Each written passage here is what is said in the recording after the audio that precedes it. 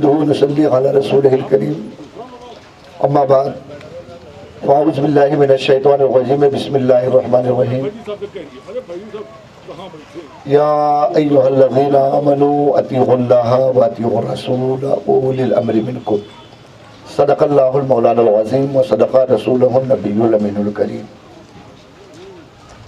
آپ حضرات دیکھ رہے ہیں کہ آپ کے درمیان وہ شخصیت جلوہ بار ہے جو محتاج تعارف نہیں۔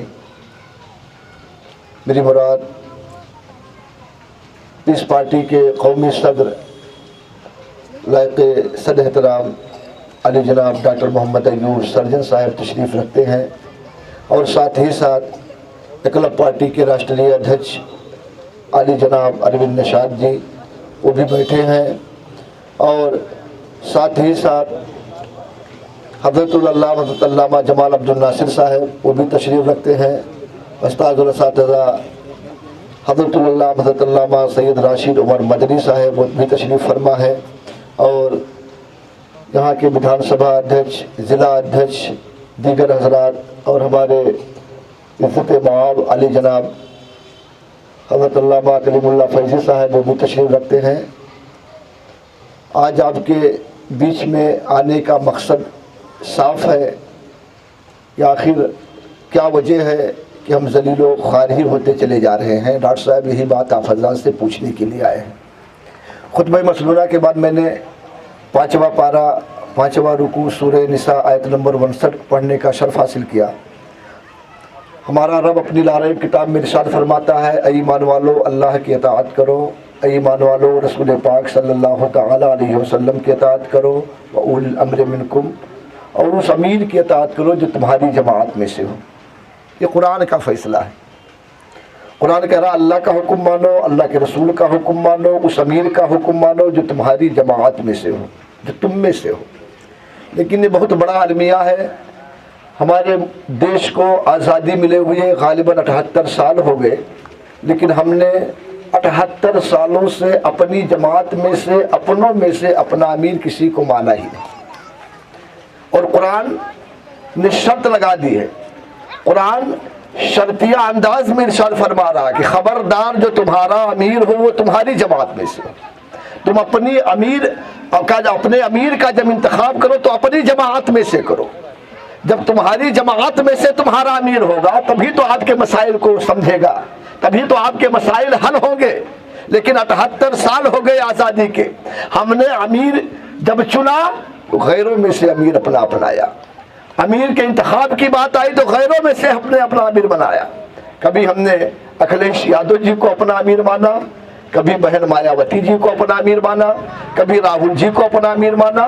تو کیا یہ جتنے امیر ہم نے آج تک چنے ہیں یہ کسی ہمارے مسائل میں کھڑے ہو کے کہیں بول سکتے ہیں؟ کہیں بولا ان لوگوں نے؟ تو آج اگر ہمارا امیر ہوتا ہماری جماعت میں سے ہوتا، فرمان خدا پر اگر ہم عمل کر کے اپنی جماعت میں سے اپنا امیر چن لیے ہوتے تو آج یہ خراب دن ہمارے سامنے ہوتے، آج ہمارے مدرسوں کے جانچ ہوتے، ہماری مسجدوں کی کھدائی ہوتی، داڑھی ٹوپی والوں کو آج لوگ آتنکوادی کہتے، تعصب سے دیکھتے، یہ دورہ یہ ماحول ہمارا ہوتا۔ میں آپ لوگوں سے پوچھتا ہوں، ادری کے لوگوں میں آپ لوگوں سے پوچھ رہا ہوں، کیا یہ حال ہوتے ہمارے؟ تو کمی کس کی ہے؟ کیا ڈاکٹر محمد ایوب کی کمی ہے؟ اپنی کمی ہے۔ تو اس کمی کا کوئی علاج ہے؟ آپ کا بیٹا، آپ کا بھائی آپ سے پوچھ رہا ہے کہ اس کمی کا آپ لوگ کوئی علاج ہے آپ کے پاس؟ تو وہ علاج آج وہ جو وشو کا سب سے بڑا سرجن ہے آپ لوگوں سے اس کا علاج جاننے کے لیے آیا ہے کہ کوئی علاج ہے اس کا، اس کمی کو کیسے ہم دور کریں؟ بولو پیارے جی۔ اتحاد تو ہم میں اتنا ہے کہ کسی قوم میں اتحاد نہیں ہے۔ میرے باپ کی عمر کے ہیں الحمدللہ، آپ کی عزت آپ کا احترام سر آنکھوں پہ۔ ابھی 2024 کا جو چناؤ گیا مسلمانوں نے 95% متحد ہو کر کے گٹھ بندھن کو ووٹ دیا ہے، سپا کو ووٹ دیا ہے کہ نہیں دیا ہے؟ 95% وہ بھی بن مانگے कोई नेता आपके घर पर वोट मांगने के लिए नहीं आया, किसी नेता ने आपसे वोट ना मांगा, बल्कि हमने भाजपा के हराने के नाम पर सपा को 95% मुसलमानों ने मुत्तहिद होकर के वोट दिया है। हमसे ज्यादा इत्तेहाद किसी में नहीं है। लेकिन जब इत्तेहाद की बात आती है तो गैरों के हम इत्तेहाद कर लेते हैं, लेकिन जब अपना कोई भाई आता है, अपना कोई रहबर, अपना कोई नेता आ जाता है तो हम उसे भाजपा का दलाल कह देते हैं, भाजपा का एजेंट कह करके उसको ठुकरा देते हैं और गैरों को अपने सीने से लगा लेते हैं। कभी बताओ, ईमानदारी से बताना, हमसे ज्यादा इत्तेहाद किसी में है? आज हमारी तादाद कितनी है जानते हो? 25% उत्तर प्रदेश में हम हैं। कितने हैं? 25% की आबादी में हम जी रहे हैं। लेकिन आज हमारी कोई हैसियत है? जब देखो जब बुलडोजर हमारे मस्जिदों के सामने खड़ा रहता है, जब देखो जब बुलडोजर हमारे मदरसों के सामने खड़ा रहता है, जब देखो जब टोपी और दाढ़ी वालों को ट्रेन हो या रेलवे का सफर हो या बस का सफर हो, डरे सही में नजर आते हैं। कोई इत्मीनान और सुकून के साथ जा सकता है? अगर सर पे टोपी है, चेहरे पे दाढ़ी है, तो लोग उसे आतंकवाद कहते हैं, आतंकवादी से गर्दाना जाता है, पहचाना जाता है। तासुब भरी नजरों से देखते हैं, हकारत भरी नजरों से देखते हैं। तो ये कमी किस वजह से है? बोलो, किस वजह से कमी है? क्या ये सपा वालों की कमी है? हमारी तादाद, हम 25% में यहाँ जी रहे हैं और हमारा कोई अमीर नहीं, हमारी कोई पार्टी नहीं। 7% में यादव समाज जी रहा है। आज यादव समाज का वो वकार है, आज यादव समाज की वो इज्जत है। किसी भी थाने में आप चले जाओ, वहाँ यादव समाज का बेटा आपको मिल जाएगा। किसी भी तहसील में चले जाओ, वहाँ यादव समाज का बेटा आपको मिल जाएगा। किसी भी महकमे में आप चले जाओ, वहाँ पर यादव समाज का बेटा आपको नजर आ जाएगा। कोई भी महकमा यादव समाज से खाली नहीं है, जबकि उनकी आबादी 7% है और हमारी आबादी 25% है। किसी थाने में किसी मुसलमान को दिखा दो, किसी महकमे में किसी मुसलमान को दिखा दो, किसी तहसील में किसी मुसलमान को दिखा दो, हम 25% की आबादी में रहते हैं। हमारी कोई वकार नहीं है, हमारी कोई औकात नहीं, हमारी कोई इज्जत नहीं है। हम कहीं पर नजर नहीं आ रहे। कहीं पर हैं? बताओ, किसी थाने में है, किसी तहसील में हम दिख रहे हैं?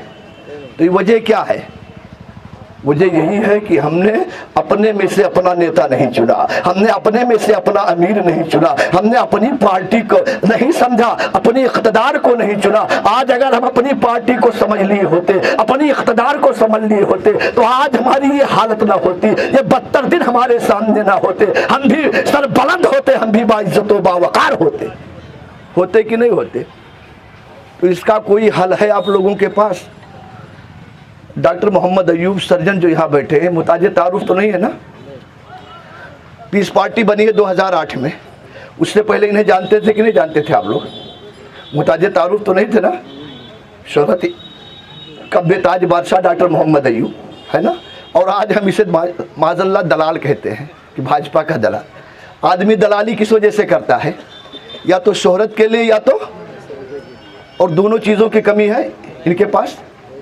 तो अफसोस का मकाम है मुसलमानों कि जिसे हम दलाल कहते हैं, वो पीस पार्टी का वजूद भी ना बन हुआ था, पीस पार्टी पैदा भी ना हुई थी, तब भी लोग डॉक्टर मोहम्मद अयूब सर्जन के नाम से पूरी दुनिया जानती थी। सिर्फ मुल्क हिंदुस्तान नहीं बल्कि गैर ममालिक में इनके नाम का चलता था, इनकी शोहरत हर जगह पाई जाती थी और मालो दौलत की कोई कमी ना थी। सब कुछ था, तब ये दलाल ना थे। और आज जब कौम और मिल्लत का दर्द लेकर के, कौम और मिल्लत का दर्द अपने सीने में लेकर के गांव गांव गली गली घूम रहे हैं, गांव गांव जाकर के आपकी फिक्र को जानना चाहते हैं, आपकी सोच को समझना चाहते हैं, तो हमारा भाई मुसलमान भाई हमें इन्हें क्या कहता है? अरे बोलो, अरे यार बोलो, जो हक बात है बोलो, डरने की बात नहीं है। डॉक्टर मोहम्मद अयूब कुछ नहीं बिगाड़ सकते।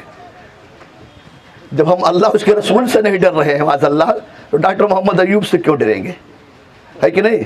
अगर अल्लाह से डरते तो अपनों में से अपना अमीर चुनते कि नहीं चुनते? एक हदीस पाक बता दूं, उलमाए किराम हमारे सर के ताज, अल्हम्दुलिल्लाह ये तारीखी जगह है, इल्म व अदब का गहवारा हादरी, बड़ी प्यारी हदीस सुन ले, तिरमिज़ी शरीफ है जो सिहाह सित्ता की बड़ी मशहूर किताब है।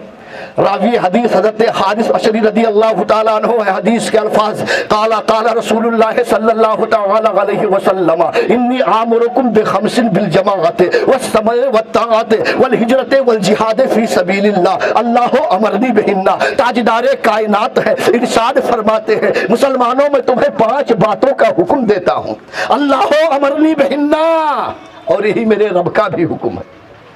हुक्म नबी ही काफी था, हुक्म मुस्तफ़ा अलैहिस्सलाम ही काफी था, लेकिन हमारी तसल्ली के लिए, उम्मत की तसल्ली के लिए ताजदारे मदीना ने इरशाद फरमाया अल्लाह अमरनी बिहिन्ना, यही मेरे रब का भी हुक्म है। बड़ी तेजी के साथ सुन ले, बिल जमात है, अल्लाह के नबी ने इरशाद फरमाया अपनी एक जमात बना लो। जमात ये अरबी का लफ्ज़ है, उर्दू में इसे तंजीम कहते हैं, हिंदी या अंग्रेजी में इसे पार्टी कह लो। अल्लाह के नबी ने 1400 साल पहले इरशाद फरमाया था मुसलमानों तुम पर जरूरी है, मैं तुम्हें हुक्म देता हूँ। ये हदीस पाक हुक्मी अल्लाह के नबी ने इरशाद फरमाया, खबर नहीं है ये हुक्म है, और हुक्म का जो अमल होता है ये वजूब का फायदा देता है, मुकाम फर्जियत पर कायम होता है। अल्लाह के नबी ने फरमाया मैं तुम्हें हुक्म देता हूँ अपनी एक पार्टी बना लेना। बताओ आज अगर हमारी कोई पार्टी होती तो ये दिन होते हमारे सामने? अरे बोल दो दिल्ली वालों, 1400 साल पहले नबी आज़म ने इरशाद फरमाया था मुसलमानों अपनी एक पार्टी बना लेना। हमने कोई पार्टी बनाई?